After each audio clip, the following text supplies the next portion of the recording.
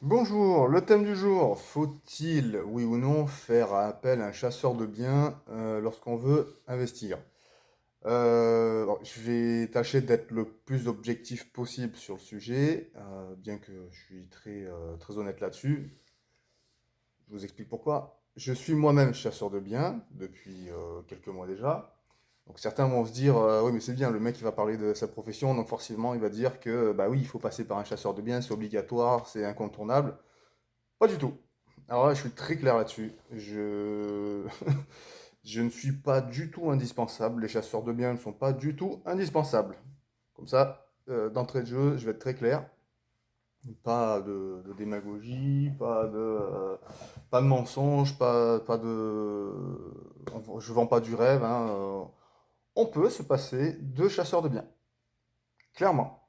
Parce que, comme on dit, hein, les personnes indispensables, il y en a plein les cimetières. Voilà. Donc, déjà, voilà. Donc déjà, je casse le mythe. Donc, enfin, voilà. En termes d'objectivité, je pense qu'on peut difficilement faire mieux. On n'a pas besoin absolument d'un chasseur de biens. À condition. Voilà. Maintenant, on commence les nuances. À condition d'avoir le temps, d'avoir les connaissances, d'avoir l'expérience et l'envie de chercher. Voilà. Euh, Si on a le temps, qu'on a certaines connaissances dans le bâtiment, certaines connaissances sur les secteurs où il est intéressant d'investir, certaines connaissances, un peu, hein, il n'y a pas besoin d'être un champion, mais en fiscalité, des petites choses comme ça, comment optimiser un bien, où le chercher, faire en sorte qu'il soit le plus rentable possible. Si on sait tout ça, si on a confiance en nous aussi, parce que ça c'est très important, si on est assez confiant pour se lancer seul à l'aventure, pas de problème. Par contre, si le seul créneau de visite qu'on va avoir, c'est le samedi après-midi entre 15 h et 17 h parce que le reste du temps, tout on est pris, bah, ça risque de coincer, quoi.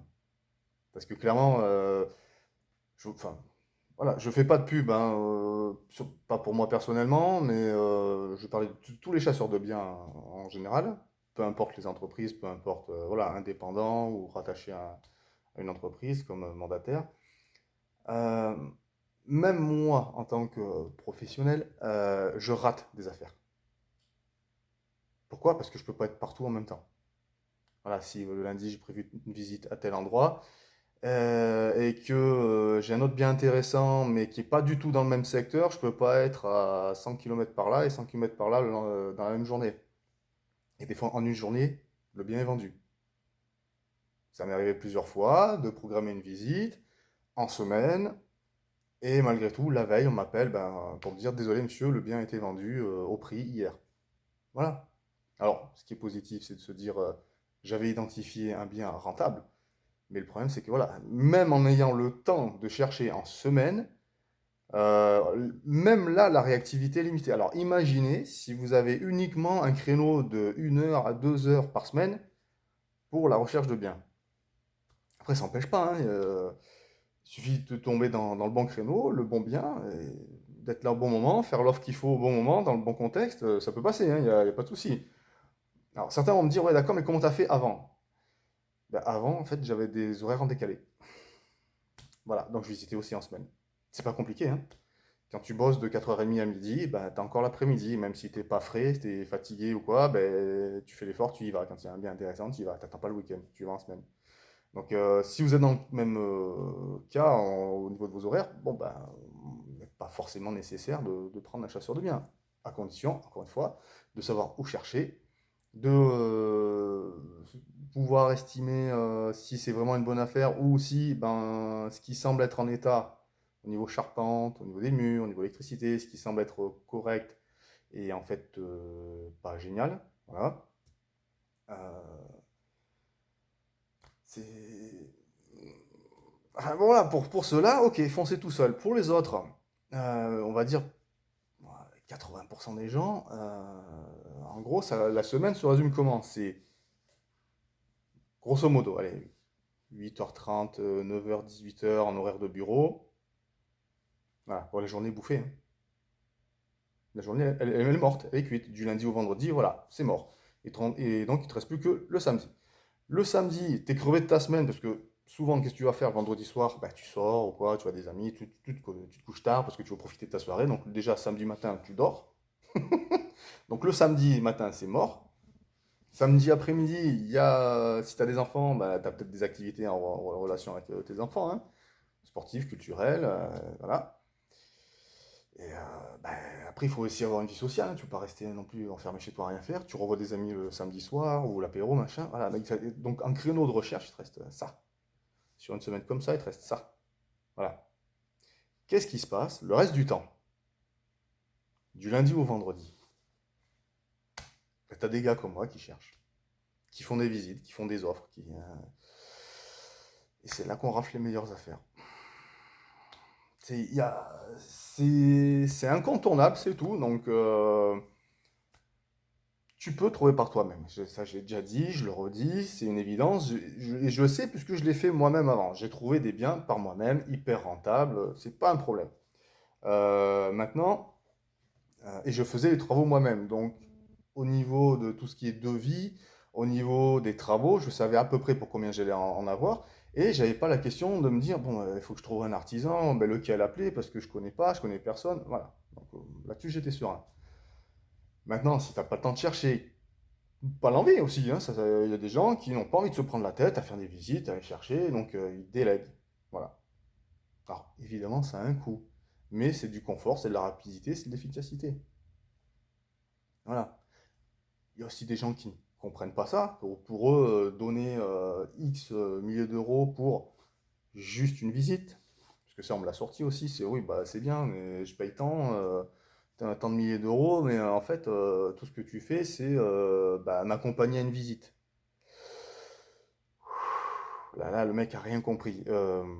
C'est-à-dire que avant d'arriver à la visite, avant ça, il y a une recherche sur un secteur, sur les prix, sur les biens. Il y a plusieurs biens que j'ai déjà éliminés. Donc, quand j'arrive à présenter un bien à un client, c'est que avant ça, j'ai déjà fait du tri sur d'autres choses pas intéressantes, qui sont pas au bon prix, qui sont pas dans le bon secteur, qui ont pas de potentiel. Voilà, donc quand j'arrive à présenter quelque chose, c'est qu'il y a un réel intérêt derrière à se positionner sur ce bien. Après, à quelle hauteur de prix, c'est encore autre chose, voilà, mais ça, je l'ai déjà anticipé sur la négociation, voilà. Donc, bah, pour ceux qui ne comprendraient pas ça, bah, ne faites pas appel à un chasseur de biens, parce que vous allez perdre votre temps, ça à la limite, c'est pas grave, mais vous allez faire perdre le temps bah, aux chasseurs de biens. Il y a d'autres clients qui, eux, sont vraiment intéressés. Donc, bah, pour le bien de tout le monde, ne faites rien. Et puis, cherchez par vous-même. Euh, L'intérêt d'un chasseur de biens, c'est de pouvoir acquérir, d'avoir accès à une expérience concrète hein, sur le terrain. D'ailleurs, à ce niveau-là, je vous recommande, comme dans tous les domaines, de poser la question. Si vous faites appel à un chasseur de biens, euh, la question enfin, qui fait le tri hein, pour moi entre quelqu'un qui a un minimum d'expérience et un débutant, c'est bah, et toi, où est-ce que tu as investi, qu'est-ce que tu as fait, tu as combien de biens, voilà. Enfin, pour moi, c'est logique qu'un chasseur de biens possède des biens. Voilà. C'est la base. Je veux dire, si tu ne sais les choses qu'en théorie et que tu n'as rien fait, ça vaut rien. Donc tu as zéro expérience. Donc comment tu peux prétendre faire une recherche de bien pour quelqu'un ne l'ayant pas fait pour toi-même? Là, il y a un truc que je ne peux pas comprendre, hein. Mais bon, après, chacun fait ce qu'il veut. Voilà. Moi, je pars du principe que il faut être un minimum crédible, avoir un minimum d'expérience, que ce soit dans la recherche de biens, au niveau des travaux, la relation avec les artisans et le financement. Avec, petite cerise sur le gâteau, quelques notions de fiscalité pour savoir au moins orienter. On n'est pas avocat, enfin, je parle pour moi en tout cas, je ne suis pas avocat fiscaliste, c'est pas mon domaine. Maintenant, il y a quand même deux, trois petites choses que je connais qui permettent d'orienter un choix sur un bien ou sur un mode d'exploitation en nom propre, un SCI, un LMP, LMNP, voilà, au moins la base, au moins ça, voilà. Donc le fait de solliciter un chasseur de biens compétent, avec un minimum d'expérience, te permet d'avoir accès à tout ça. En fait, tu as des années d'expérience et de terrain, mais en instantané. Voilà. C'est juste, bah, souvent, c'est un gain de temps et puis au final, même un gain d'argent. Je- Exemple concret, très concret. Ah, je viens de passer chez le notaire là pour justement une vente d'un bien à diviser. Bon, sur le montant de départ, on était à 70 000 euros. Il y a beaucoup de travaux, hein. Et bien, même avec mes frais, voilà, ce bien, hors travaux, hors frais de notaire, voilà, ce bien-là est revenu à 56 000 euros à mon client. Pourtant, il y avait ma commission dedans. Donc même avec ma commission, c'était moins cher que le prix de départ. Voilà. Alors des fois, effectivement, il y a un cumul d'honoraires. J'ai des honoraires qui vont venir s'ajouter à des prix déjà affichés en agence, mais ça, c'est pour quelques rares cas où c'est vraiment une super affaire. Et si on veut passer en premier, bah, il faut prendre au prix. Voilà. Même moi, en tant qu'investisseur, ça m'arrache les tripes de faire une offre au prix, mais entre avoir ce sentiment désagréable de faire une offre au prix et rater une opportunité, bah, je préfère avoir un petit sentiment désagréable au départ et avoir l'opportunité, puisque sur le long terme, je serai beaucoup plus gagnant. Donc voilà. Mais sinon, dans la majorité des cas, le bien est négocié, donc même le surcoût ou la commission à- qui vient s'ajouter au prix de départ, bah, est souvent absorbée. De toute façon, elle est absorbée sur 25 ans, sur 20-25 ans, elle est absorbée. Mais si en plus le prix de départ est négocié, limite ma commission et la commission du chasseur de biens disparaît. Voilà. Donc elle ne vient même pas peser dans dans le projet. Après, j'ai envie de dire, il faut le faire aussi comme on le sent.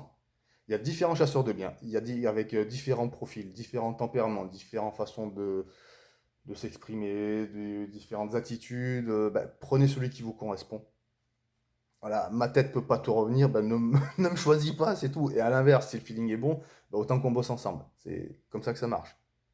Si on a beau te conseiller quelqu'un, mais que le feeling passe pas ou quoi, ben non, stop. Parce que ça marchera pas. Tu vas y aller à contre-cœur. Non, il faut une relation de confiance, faut que ça matche, quoi, hein. C'est humain, c'est comme ça. Faut travailler avec des gens à qui entre guillemets, on sent bien, quoi, à qui on sait qu'on va travailler en confiance, sereinement, et ça se passera d'autant mieux.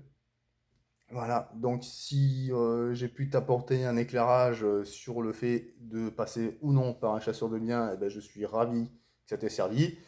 Ceux qui décident de passer à l'action tout seul, bah, allez-y, il n'y a pas de souci. Si effectivement vous êtes confiant, bah, foncez, allez-y, vous avez le temps, vous avez les compétences, allez-y. Pour les autres qui hésitent, qui ont besoin d'être assurés, accompagnés, c'est judicieux. Voilà. Donc, bah, à vous de faire le choix. Je vous laisse là-dessus, à bientôt.